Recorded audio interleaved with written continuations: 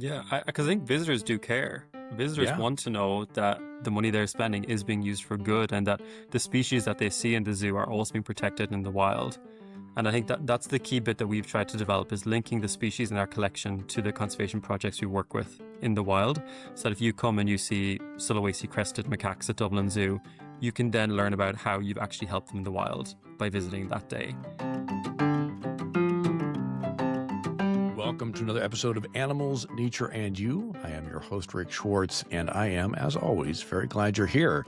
It has been a very busy month. We have had a lot of interviews. I got to take a little break, so we did a little replay of an older interview, and we talked about in that interview with Mike Veal about the importance of conservation happening in the actual space, the value of directly donating and working with those that are doing the work wherever that might be. Today's interview is similar yet different in that conversation with Mike, when we did that replay last week, we talked about the value and the importance of the human side of conservation. And the thing that's really exciting about this conversation coming up today, this interview with Andrew, he works at the Dublin Zoo. We'll get into the details before we bring him in here to the studio. But I've known his work for a while in the sense of we've been connected on LinkedIn for a very long time. And recently he got back from a trip from Southeast Asia, and it could tell by his post and the pictures, the work he's doing there is of great importance because of the people. And we also, I want to ask him in this conversation, I want to ask him about the connection that people in Ireland can have with people in Southeast Asia, because that's really how we're going to get this conservation work done, wherever it is, whatever we might be talking about. It is connecting people around the world to recognize the need for the biodiversity and working with others to not only save animals from a different side of the planet, but also talk about maybe animals that we're working with in our own backyard or that need our help. I think often we forget because we're so focused on the cool, exotic, amazing animals that sometimes animals in our own backyard need our help too. So I'm looking forward to having this conversation with Andrew. And I just want to remind you real quick, if you haven't already, or you're new here perhaps, if this episode resonates with you, if you like something about it, or you've been listening for a while, take a moment to leave a review, some stars, wherever you're listening or watching this podcast, because although that doesn't change any ranking or anything like that, it does give a little bit of social credit, if you will, for those who might be checking the reviews or checking how many stars there are. When we see other people are liking something, we're curious, we want to check it out. And that's really how this community grows. That's how this podcast has been growing. And for those of you who've been here all along, those of you who are joining, thank you so much for being here. I appreciate you tremendously. I really do. And it's been a lot of fun doing this. And we're halfway through this year. We're going to keep rolling.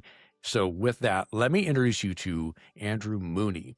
Andrew Mooney is the Conservation and Science Manager at the Dublin Zoo and Coordinator for the IUCN Centre for Species Survival Ireland. He currently oversees the implementation of the Dublin Zoo's Conservation Master Plan, leading the Conservation and Science team to deliver local, national, and global initiatives that protect threatened species and biodiversity. With a PhD in ex situ conservation from Trinity College, Dublin, in collaboration with Species 360, Andrew's work focuses on zoo-based conservation and the integration of in situ and ex situ efforts. So with that knowledge, with that introduction, Andrew, I want to just say thank you so much for taking the time. We've had the time change. You're in Ireland. I'm here in the States. You're at the end of your day. I'm at the beginning of mine. Just want to say thank you so much for taking the time to be here on Animals, Nature, and You. Thank you for having me. I'm so excited. As we, mentioned there in the intro going into this, you're with the Dublin Zoo. You are head of the conservation. What all does that entail? And I guess you could kind of peel that back however you want, whether you want to come at it from the zoo side or from your personal experience, or just what you're doing now as the head of conservation there. Oh, I mean, it's the most broad job, I think, in the zoo. It encompasses everything to do with our conservation partnerships, all of our on-site biodiversity conservation, all of our public outreach for conservation, and then obviously involvement with things like EASA and BIASA, and our regional associations. So it really is way broader than I think people think, but it's also the most rewarding part about it then, that you work with so many cool people. Yeah, I think for the most part, it's been my experience more as a wildlife educator and communicator of what organizations do for conservation. What's reflected back to me usually from the audience or people who aren't part of that world is is they just, well, conservation is just saving animals. You breed more, you put them out in the wild, or you fence off a space in the wild and you say, leave that space alone.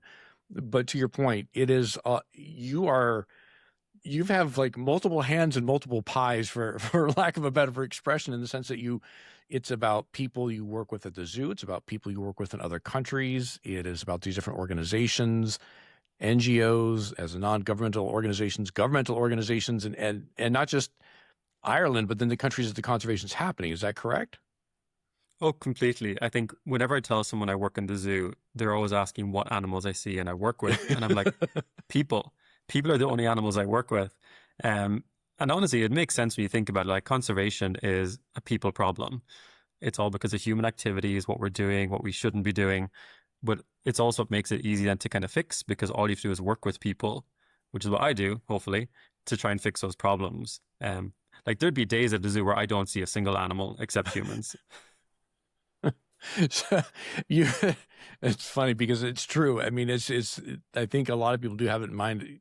You work at the zoo, you must work with animals. But to your point, it is about the people. A lot of the challenges wildlife and animals and natural spaces face are because of human activity. And I've always said, the nice thing about that is because it's a human activity issue, we can as humans can fix it. So if you don't mind, share with me maybe some of the biggest things right now that you are tackling or facing as part of the Dublin Zoo and that conservation work. Wow. Okay. So I think this year has been a particularly good year. We've been building, so I joined the zoo 5 years ago almost. So we've been building slowly on certain projects. But this year, I think we've really hit the ground running with a couple of native species projects we're working on. So at the moment at the zoo, we have curlew, which are a wading bird here in Ireland, and we're head starting them. So we're bringing in eggs from the wild, hatching them here, and then they're going to be released back into the wild in a couple of weeks now. But for us at the zoo, we've been working on this for 3 years at this stage, and this is the first year we're going to have chicks going back to the wild. Oh, wow. Which is fantastic. The curlew itself in Ireland is down to a handful of breeding pairs. So to be able to actually put birds back out there has been a huge, huge win for us. I would think so. What are some of obviously it's kind of like we talked about, you breed more, you put them back in the wild, but what are some of the challenges that they face that drop their numbers in the wild? It's a bit of a mix. Obviously, humans and land conversion to agriculture has been a big one. So trying to really encourage local stakeholders to better manage their land for these species. But also predation as well from different carnivores here in Ireland. That's been the biggest loss of chicks over the recent years, because all the eggs and fledglings are consumed before they get a chance to actually fledge and fly off and be recruited into the population. Yeah. Interesting.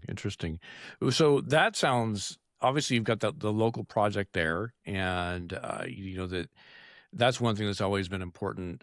I think that we in the zoo world sometimes need to make sure we communicate more that conservation sometimes is right in your own backyard. It's not just these faraway exotic places, that it is sometimes our own wildlife and ecosystem that really needs a lot of help also. So I think it's cool you guys are doing that. Is there any other projects in Ireland or the UK in general that you guys are a part of that you're doing work with? Yeah, we have around 10 different partners we work with regularly here at the zoo. And a lot of that is happening outside the zoo. So we're funding work or we're collaborating on different projects. For example, we work with seals in Ireland. So we have 2 species of seals, and we support a rescue centre for those seals every year. But a lot of the wildlife rescue stuff is done off-site at the zoo. So we actually try and support different rescue centres and work with them, do some capacity building and some sharing veterinary expertise, just to try and make sure that we're having that kind of local impact. I think the key bit for us over the last number of years has been trying to scale that up and work with government to make sure that the value of zoos and aquariums for conservation is valued, and that we become more active players in a lot of the kind of bigger projects, like the head starting one that we're involved in now. But that's been a bit of a almost societal shift in terms of how conservation is viewed within Ireland as a country. Would you say that general public perception of zoos is one of the biggest challenges you are facing there at the Dublin Zoo, in the sense of really letting people know, no, actually we do so much more work, you just don't see it because it's not at the zoo? Or what would be the biggest challenge you guys are facing when it comes to that zoo conservation front? I think you hit the nail on the head. with that one. It's that kind of communication piece that your visit to the zoo is great. You get to see incredible animals, you get to see cool behaviors, all that stuff. But ultimately, what you're doing by visiting us is allowing us to do this conservation work.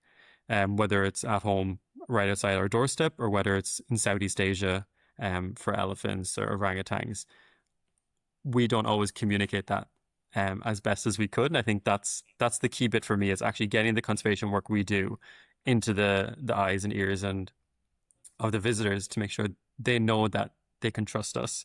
It's almost like your social license, I think. Zoos and aquariums rely on conservation as a social license to operate. But we actually need to kind of put our money where our mouth is in that case and better show it. Yeah, right. And that's one thing I remember. I mean, I've been part of the zoo world for over 30 years now, and one of the biggest things I noticed coming into it out of college was so much more work was being done. I didn't even know, as a college student studying to get into this line of work, I did not have access to. I could not see behind the scenes. And by behind the scenes, I mean like all the work being done everywhere around the world by these organizations and these zoos, because so much of the zoo's energy is spent towards getting people in the front door, because that's how they keep things going. And they don't talk as much about the conservation and the mindset. When I first got into the zoo world in the mid 90s was, well, people don't care about that. That's our passion. That's what we do. But they want to come to the zoo and have a good time. And I love that over the decades that I've been doing this, I see that shift where now the general public is almost demanding, like, well, what exactly do you do with the money I spend at the zoo? So it's great then that it gives zoos the opportunity to showcase all the work they're doing all over the world. Yeah, because I think visitors do care. Visitors Yeah. want to know that the money they're spending is being used for good, and that the species that they see in the zoo are also being protected in the wild. And I think that's the key bit that we've tried to develop, is linking the species in our collection to the conservation projects we work with in the wild. So that if you come and you see Sulawesi crested macaques at Dublin Zoo, you can then learn about how you've actually helped them in the wild by visiting that day, or the kind of threats they're facing and how we're addressing those specifically. That's the really, I think, key bit that a zoo can deliver that not every organization can. Because again, Yeah. the unique point of a zoo is a living animal. And then you just have to link that to conservation, and hopefully you end up with gold, conservation gold. Yeah, and I gotta thank you as a podcaster right now, taking off my conservation hat, and say you just offered up the perfect segue to what I want to talk to you about, which you mentioned the Sulawesi crested macaques. One thing I saw, now this episode is being recorded almost 4 weeks before it's going to come out, so what we're talking about now will be an older post on your LinkedIn. But a couple weeks back, you posted on LinkedIn that you were in Southeast Asia, right? You actually spent some time there, and Yeah. specifically for the crested macaque conservation work that the Dublin Zoo is doing. That partnership was, for me, as someone who enjoys that kind of content, who loves seeing that, it was such a direct line where someone, like you just said, they come to the zoo, they have that live animal experience, they fall in love, they're spending money there, and your organization sending people like you and also funding then to boots on the ground doing this kind of work. Share with everybody, please, this project that you were a part of, that the Dublin Zoo's partnered with, that is having this impact for these macaques. Oh, thank you. There's nothing I like talking about more than macaques. Well, let's do it. But no, so Dublin Zoo has been supporting Selamat Kenyaki, which is a community-based conservation organization working in North Sulawesi in Indonesia. And they're working to conserve the critically endangered Sulawesi crested macaque, or yaki, as it's known in Bahasa Indonesian. And it's such a cool species. It's striking. It has this cool mohawk. It has this heart-shaped red butt. But it's also critically endangered. And there's around 5,000 of these guys left in the wild. And they're only found at the very, very north tip of Sulawesi. So super endemic, like a lot of species in Sulawesi. So the conservation need has been really urgent. And we've been working with them since 2007 as a financial supporter. But a couple of years ago, they had an unfortunate situation where their primary funder had to pull out for restructuring reasons. So they were basically up in the air whether the project would even continue. Oh, wow. And at that time, we were very lucky to be in a position to be able to step in as their core funder. Mm-hmm. And what that means is we basically just get to pay for all the kind of unsexy bits, like the wages, the rent, the diesel in the car, all that kind of stuff that these projects need to run. We're now able to cover on an annual basis. But the key bit for us with that was that we wanted to do more than just fund. We wanted to do capacity building work. We wanted to actually go and see the macaques, see the community outreach work that was happening, and understand, I guess, what it was actually like to be a conservation organization working to save this threatened species living right beside humans in protected areas. So we've been the primary funder now for just over 2 years, and I'm incredibly lucky to have visited twice now already. And every time I've been there, I'm blown away by the dedication of the people working in North Sulawesi. If you get a chance, please visit, everyone. Well, yeah, because, to your point, the financing side of it is so very important, and ecotourism can help with that. It brings in funding to the region, and the money goes a lot further usually in these areas than in our own neighborhoods, if you will. So with that, when you go there and you get to experience and see this, obviously it means a lot to you. You can hear it in your voice just as you're explaining it.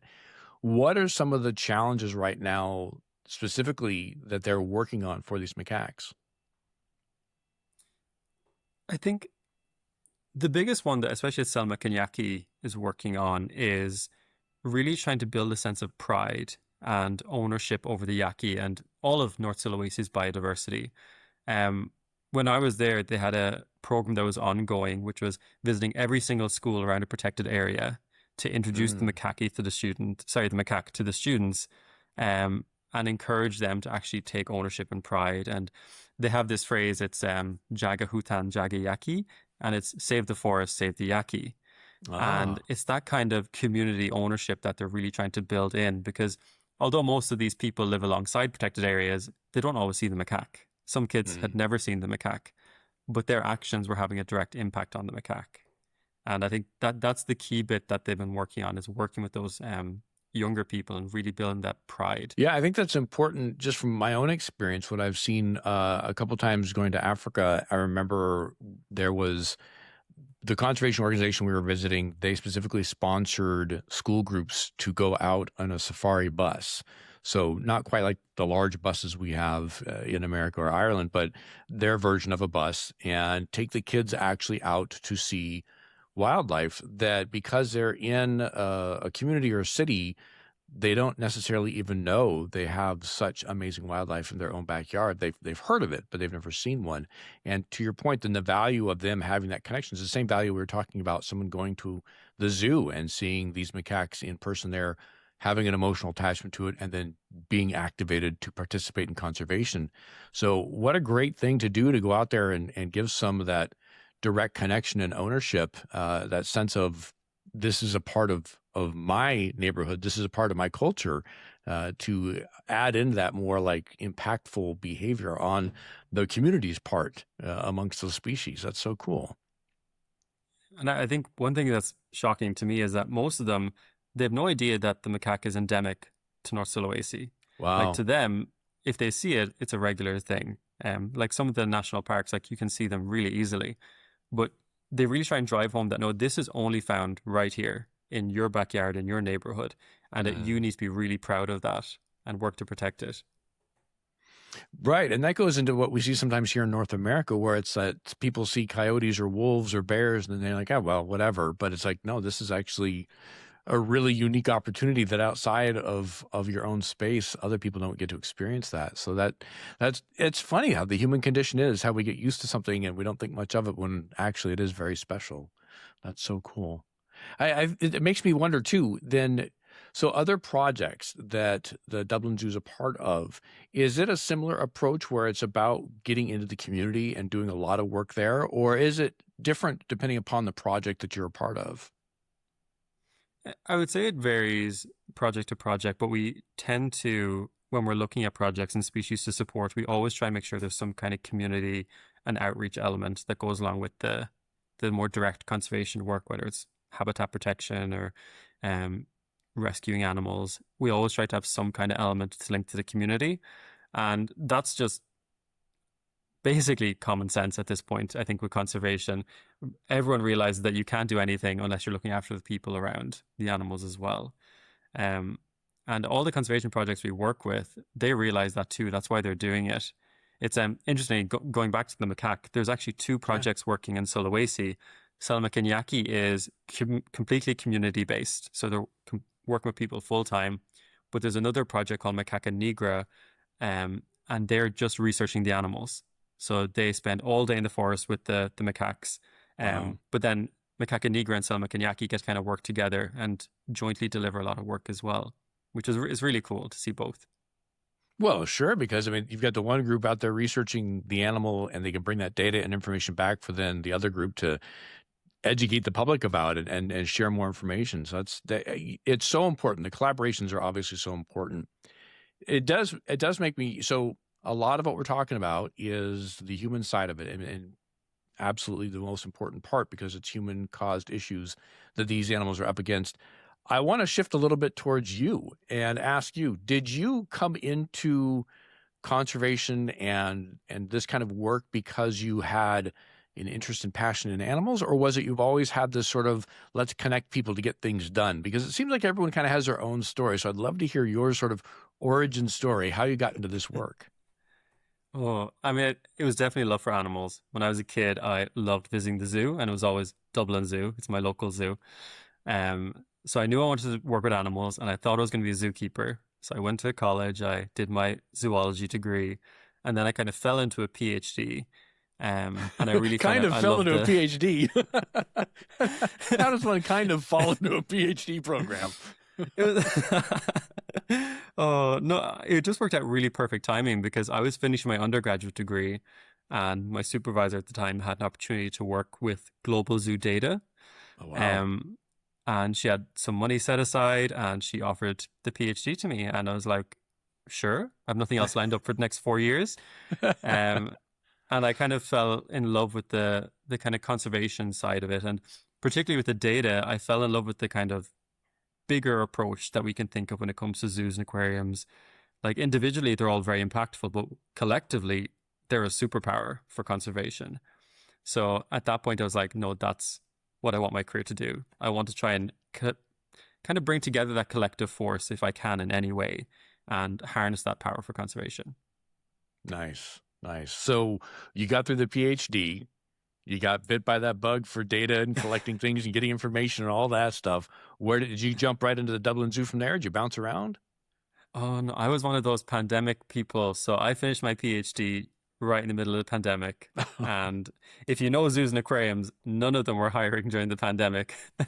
No, They were most just of them were happy to be laying staying. off. Oh, Yeah. completely. At Dublin Zoo, they had a huge campaign because it almost closed down at the Oh, time. wow. But there's a huge grassroots funding campaign which managed to save it. But at the time, I worked in a medical school in their library department in research data management. And around a year later, the job opened up at Dublin Zoo. And right place, right time, it all just worked out. And I've been here ever since. How wonderful to land at your home zoo. Very right place, right time. Nice, nice. Well, and I don't want to, just a quick thing. I mean, you mentioned that they almost shut down because of the pandemic, which a lot of places did shut down. A lot of places barely made it through. Dublin Zoo, correct me if I'm wrong, it is one of the oldest functioning, continuously functioning zoos right now on the planet, right? Like it's not the oldest, but it's one of the oldest, isn't it? Yeah, no, we're close. So in 2031, we'll celebrate our 200th anniversary. Wow. So we are the fourth oldest zoo after Vienna, Paris, London, then us. Wow. Wow. That's So so cool. That's some rich it's history. it is. It's really interesting. But if you visit Dublin Zoo today, you wouldn't actually know it because we don't have a lot of historic buildings in the Hmm. zoo. They were kind of demolished and renovated over time. So there's only, I think, three or four like heritage buildings left on site. The rest of the site is very modern, which is really rare for a zoo of our age. Yeah. Yeah. And that's cool too that you're still in the same footprint because sometimes, especially zoos in cities, they have to move or shift a little bit. So it's kind of cool that you guys are still in the same footprint after 200 years almost. Yeah, it has expanded a bit. So we're in Right. the Phoenix Right. Park, which is a park in the city. And again, in the late 90s, we almost closed down because welfare standards were increasing. The footprint Mm. of the zoo hadn't increased. And at the time, we worked with the government of Ireland to get extra land. So the zoo basically doubled in size overnight, and we got some funding, and we've been that way ever since. So it's been good.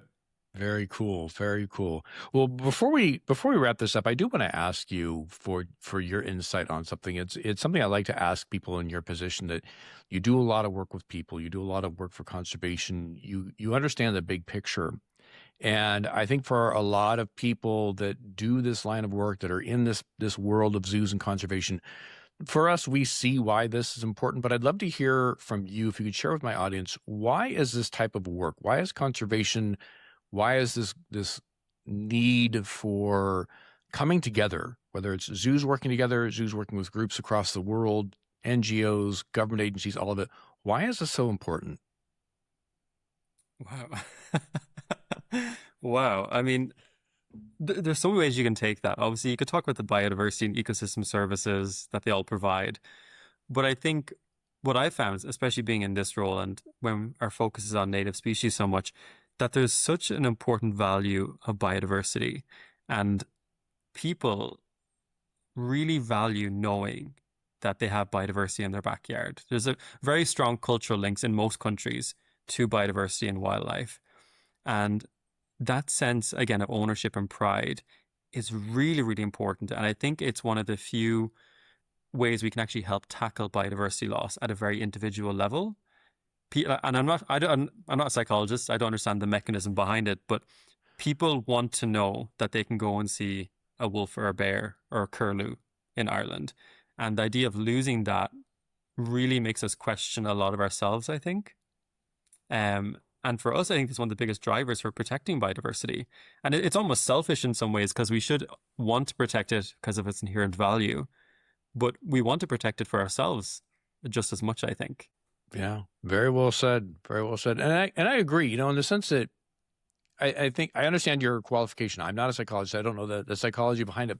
But that said, though, you are in the mix of it. You are that conduit between your organization and the people doing the work in the macaques. You've done the work where you're interfacing with other people, different walks of life.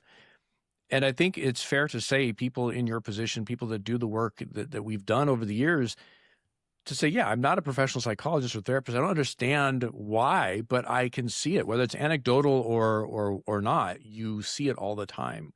There's this desire, this need to be connected to nature, to be connected to wildlife, especially that you can identify in your own culture, in your own area. So I think that well said, sir. Well said. We just have to do it now. We just have to save everything. That's Right. all. Yeah. Well, and that's why we do what we do. That's why you're working so hard. And that's why I'm trying to get these stories out because, yeah, we have a lot of work ahead of us. But I think it's great that you are doing what you're doing. And I really appreciate you sharing the stories. So let me ask you real quick, too. Is there anything that we haven't covered that you feel is important for the audience to know about? I mean, there's so much. We I got think the one thing I've been trying to champion here, and I think a lot of zoos and aquariums need to do more of, is really trying to make it an accessible career route. For a lot of people, zoos and aquariums come with unpaid internships, long volunteer hours, and I think that adds a real barrier to bringing people into the field. And ultimately, more people means more diverse perspectives and more chances to save species. And I think what I've been trying to champion here really is more inclusive routes into conservation. And it's been working well. I'm not saying we're perfect, but I think as a community, there's so much more we can do there. And at the minute, I think that's one of the most really exciting parts of my job to me is getting those new people in who want a career in this and showing them what it can actually look like, but also being equitable at the same time. I love it. I couldn't agree more in the sense of those barriers do exist and the fact that that is something on your radar that you're trying to help shift and change there at your zoo and talk to other zoos about. I think that's wonderful because you're right. With the diversity of different people coming in, it allows for diversity of problem solving and different eyes and different perspectives, which is how things get solved. So I love that. That's so cool, man.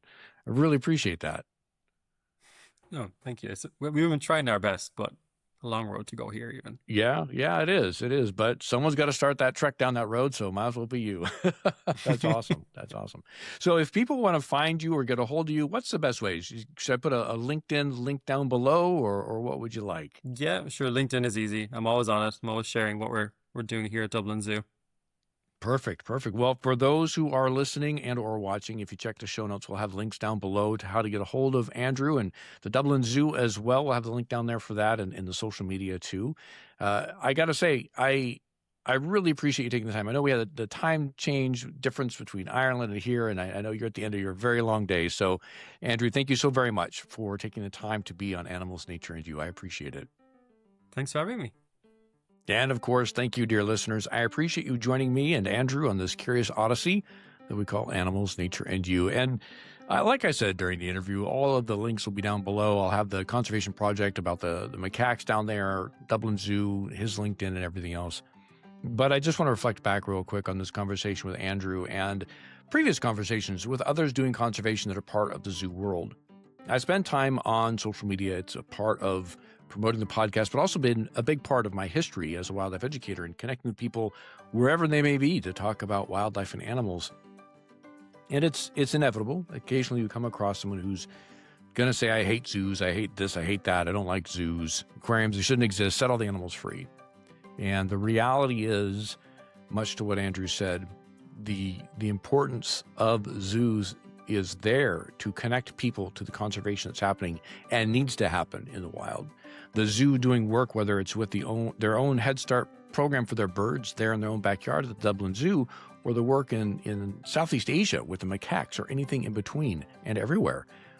The other side of it is the modern zoo is not like you think about, in the 1950s or 60s and the old zoos and the concrete bunkers. There's so much work being done to elevate not only the best care, where you see zoo animals now living much longer than their wild counterparts because the care is so good, but also the information that we get to learn from the species. So Head Start programs can exist. The breeding programs in zoos are there for a reason, not just to continue the lineage of the species in the zoo, but then to apply what is learned to that conservation work that is being done. And so I just want to reflect back on that, because I think a lot of us in the world of zoos and conservation, we're like, that's a no duh. But also I know a lot of people who are listening or watching sometimes aren't a part of the world that we're in, and they might hear those other voices and be like, well, wait a minute, what about that? So I think it's worth addressing. I think it's worth reminding ourselves and reflecting back to what Andrew said about the value of that zoo conservation connection. And so much is being done. And I love Andrew's story too. The idea that he's going to come into this as a zookeeper and ends up now being more involved with connecting people with other people to save species around the world. And that's what it's about. We have a passion, we have a love for these animals and a desire to do something, and sometimes our path takes us in different ways. And we end up doing incredible work. So with that, we're going to wrap it up. I do want to remind you, if you haven't already, please subscribe or follow this podcast wherever you might be watching or listening, because that way you won't miss any of the upcoming episodes. Every Tuesday, we have our 10-minute Tuesdays, a short little episode focusing on a species or a reflection back to our previous conversation. And then, of course, on Thursdays, we have interviews like the interview we had today with Andrew. Awesome people doing awesome work all over the world. It's pretty cool stuff. Now, I do want to remind you, Animals, Nature, and You does have its own Instagram account. You're welcome to follow along there. If you want to get a hold of me, you can also go to my website, zoologyrick.com. Again, all of those links on my social media will be down below as well. So with that, we're going to wrap it up. Have a good one, everybody.